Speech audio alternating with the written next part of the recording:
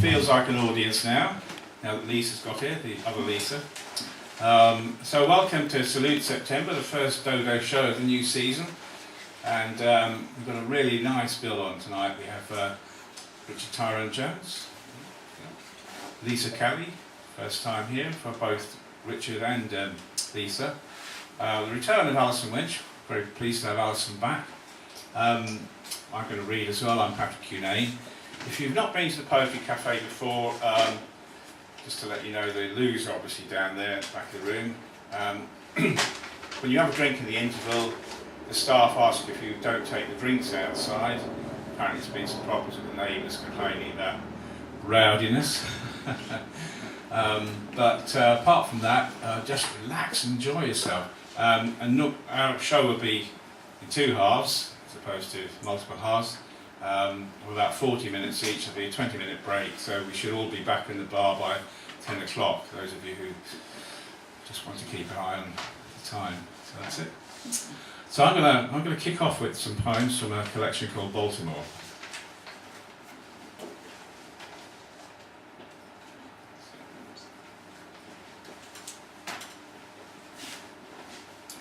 So this is called How It Begins.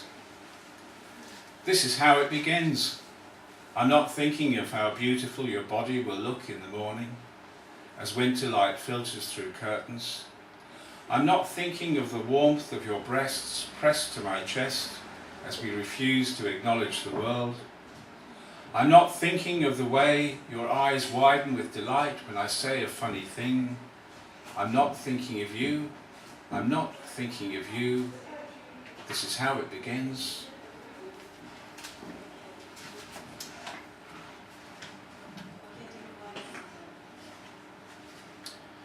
The holy grail of food for vegetarians is probably the Cafe Paradiso in Cork City, which is such a successful restaurant that it's been voted in 1 year the best restaurant in Ireland. That's pretty good in the country of meat eaters.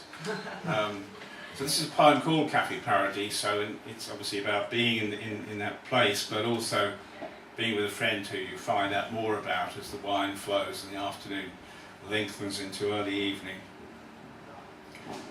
Cork City gulps April sunshine, the air that refreshes after winter. We gulp red wine in Cafe Paradiso, learning new words for love. Your beauty is a thing of wonder. I never knew your loveliness before. You open your heart to me. I walk through its lonely door.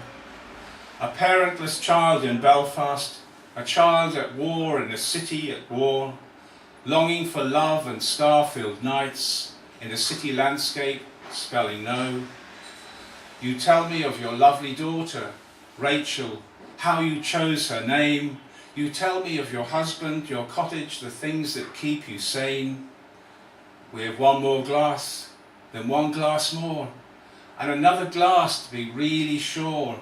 When we leave Cafe Paradiso, the world will care a little more.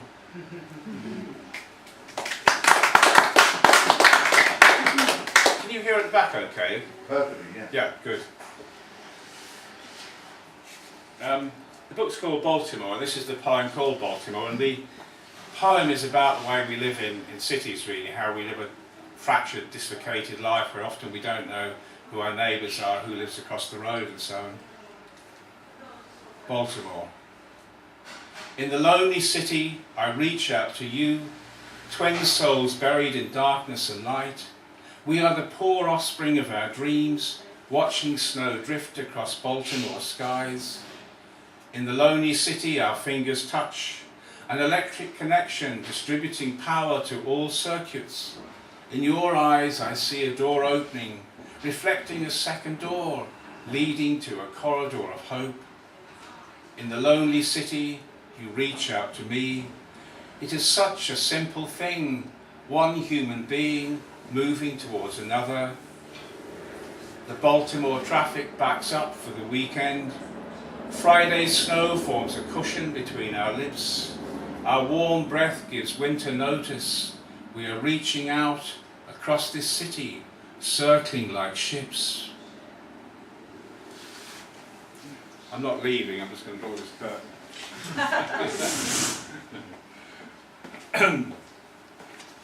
Okay. I was saying to Lisa Kelly that is, before the reading started, that sometimes you've written a poem and events happen which make that poem relevant again. So this poem is called When the Bears Grow Up, and I thought about this again after last summer's riots, so here it is.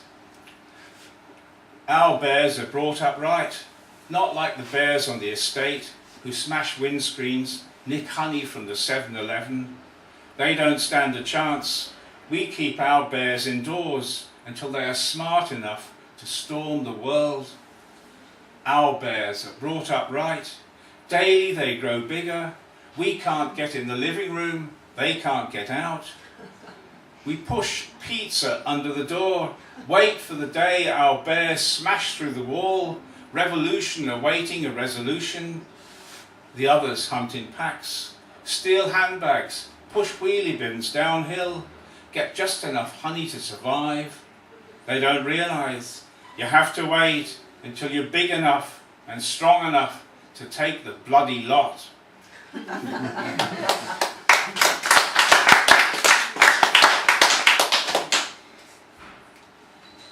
This is just called Prayer, and it sort of just fits in anywhere, I think. Let us give praise to the human form, so widely battered, so oft forlorn, for all its faults, delicious warm. Let's not praise famous men, instead let's sock them on the chin and write a silly poem like this. I'll read it to you for just one kiss. Let's give praise to animals too. We share the earth with quite a few, and insects, fishes, birds on high. None of these are yours to fry. Adjust your taste to vegetable matter, crisp as toast in golden batter. Let's also praise summer rain, how England says you're home again, walking along the beach at dawn, with all your faults, delicious, warm.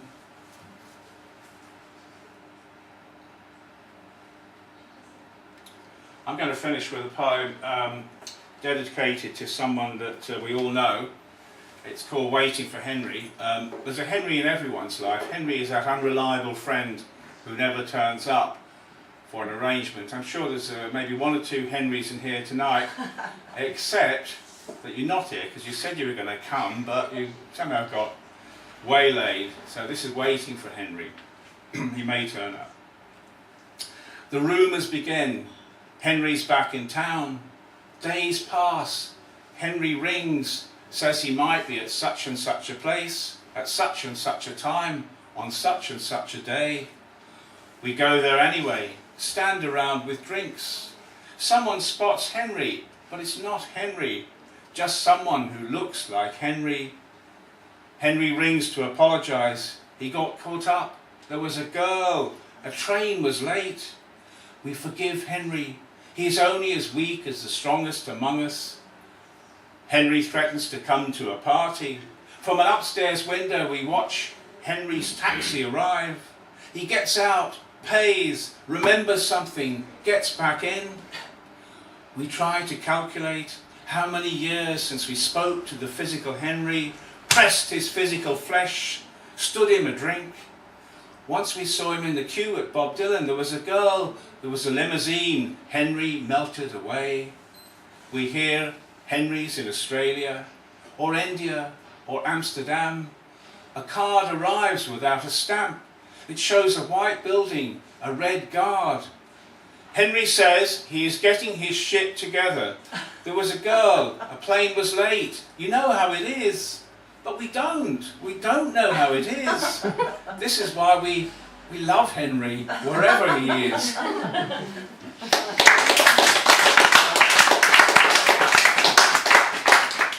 So, that's the missing Henry. Now I'd like to introduce Alison Winch, who's returning to us. I've met her, I think, at the launch of the South Bank Poetry magazine, which has been published in I think on at least a couple of occasions, and also in Rialto. So I'd like you to give a big Dodo Modern Poets welcome for the return of Alison.